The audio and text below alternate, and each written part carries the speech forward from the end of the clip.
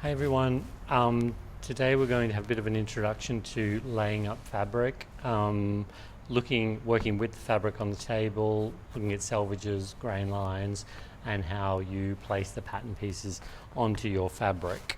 So this here, it's probably a fabric you're all most familiar with, which is your roll of calico.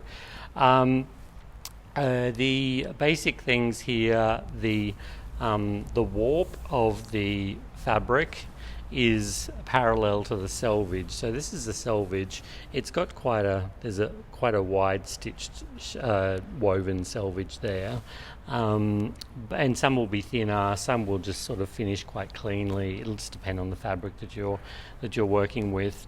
So this is the selvage of the fabric, and this is also the warp of the warp threads going down parallel to the selvage.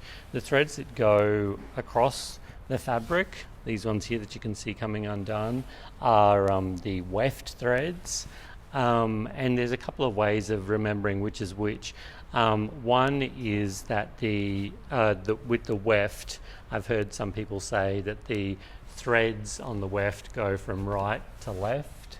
So that's one way that you can think about the weft going across the fabric. And when I think about the warp threads, I always think, because the warp threads go the whole length of the fabric right onto the roll, that I always think of the warp as being along, the edge. So warp sounds like a much longer word than weft, which is just that short distance across. So we've got the roll here. Now, if you're doing a toile and you're working with fabric, you don't have a cut piece, what I do is usually just roll off fabric. So roll off quite a lot and then put the roll down that end there, and then come back. Because if you don't roll off a lot, the fabric will just pull against the roll. So remember to give yourself some space. The best thing is if you can find an empty table. You can use this cutting table, but an empty table that you have, you can actually, fold your fabric out and get a decent amount of fabric folded.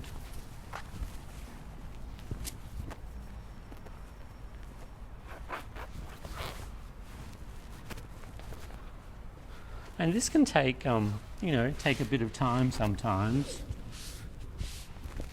But it's good to, like that you've got your selvedges sitting on top of each other down here.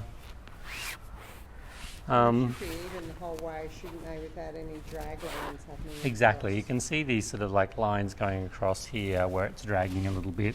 So just make sure that that's all flattened out nicely. And if you get very obvious drag lines going along here, you probably have to lift the fabric up and the top layer up and like pull it, in one direction so that so you've got a nice fold here and the fabric isn't twisted, because that's just going to be a nightmare when you're laying up the pattern pieces on top of the fabric.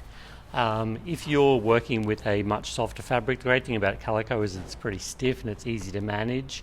If I was working with a chiffon or a georgette or a fabric that wobbles around a bit, I would probably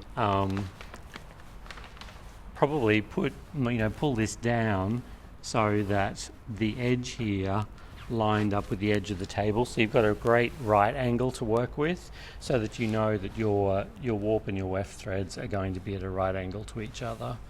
And with a fabric too, like this edge here has actually been torn, it's been ripped across. Sometimes when you rip the fabric across, when you lay it up, it'll go like this because the grain line, the weft thread's slightly off grain.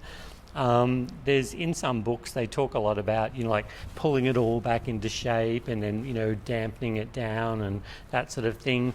I usually don't bother. I figure as long as you've got a nice clean fold here and you've got the selvedges matched up here, even if if these layers are a little bit off, like I just go with the flow, and especially on a fabric like calico.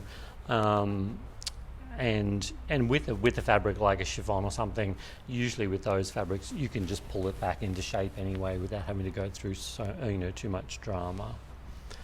Okay, so that's our layup of our calico. Next we'll talk about laying the pattern pieces on top.